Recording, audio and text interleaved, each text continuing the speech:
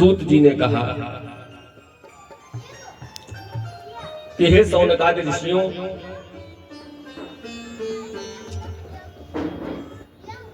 एक समय की बात है, व्यास जी जो है वो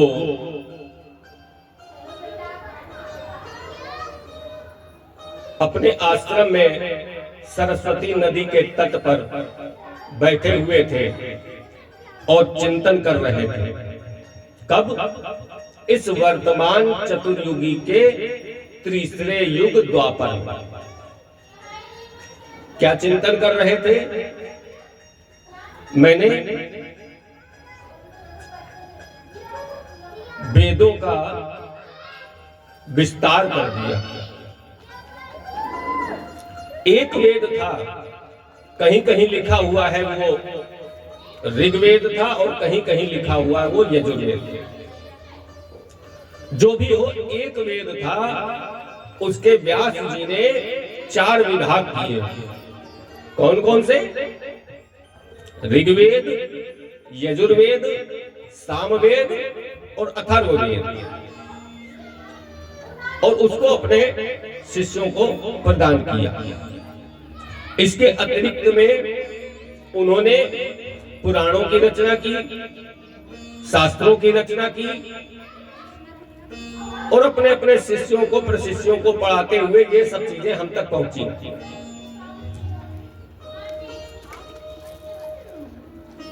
लेकिन उनके मन में संतोष नहीं हुआ। बेचारे उदास बैठे हुए थे और ये सोच रहे थे, इतना सब कुछ लिखने के बाद में भी मेरे हृदय को संतुष्टि क्यों नहीं प्राप्त हो रही।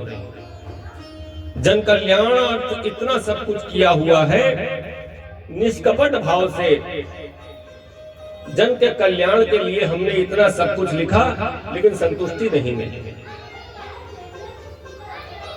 ऐसे समय पे नारद जी वहां आए और नारद जी ने उनका मलिन मुख देखा और मलिन मुख देख करके व्यास जी से कहा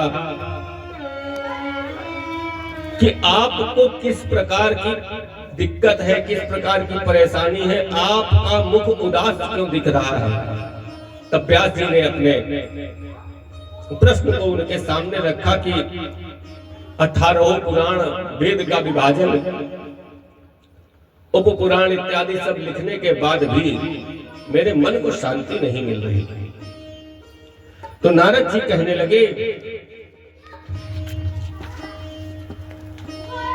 आपने भवतानुदित प्रायं यशो भगवतो मदम् ये नैवासो न तुष्येत मन्ये तद्दर्शनम् खिलम्।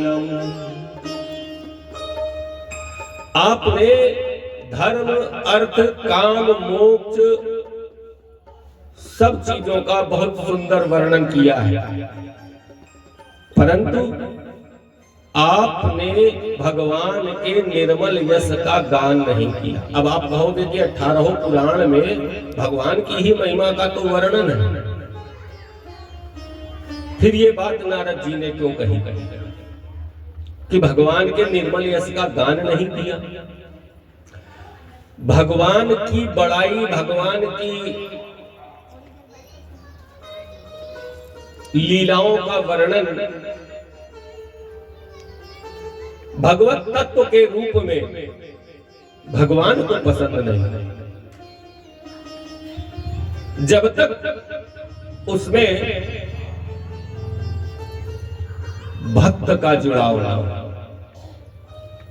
वो भक्त की कथा से अपने आप को प्रसन्न महसूस करते हैं।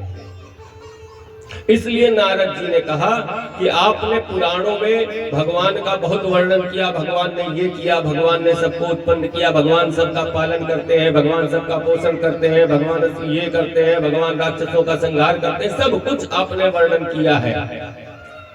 परंतु भक्तों की गाथा आपने नहीं लिखी, प्रेम की गाथा आपने नहीं लिखी। उसको आप लिखिए। आपको दिव्य दृष्टि प्राप्त है। भगवान ने जो लीलाएं करी हैं, भगवान के भक्तों के साथ में भगवान की जिन लीलाओं का वर्णन है, जन कल्याण के लिए जो भगवान ने लीलाएं करी हैं, प्रेम के लिए जो भगवान ने लीलाएं करी हैं, उन सबका आप वर्णन कीजिए। तब आपको संतुष्टि प्राप्त होगी। क्योंकि चाहे जितनी मधुर वाणी हो,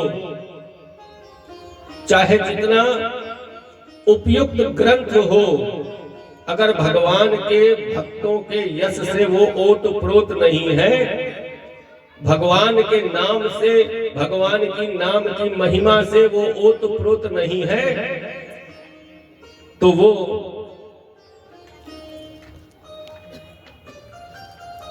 बिल्कुल कड़ुआ रस कह सकते हैं, तिक्त रस। लेकिन औषधि तिक्त होती है, वो फायदा करती है, इसका मतलब ये नहीं है कि वो बेकार है, परंतु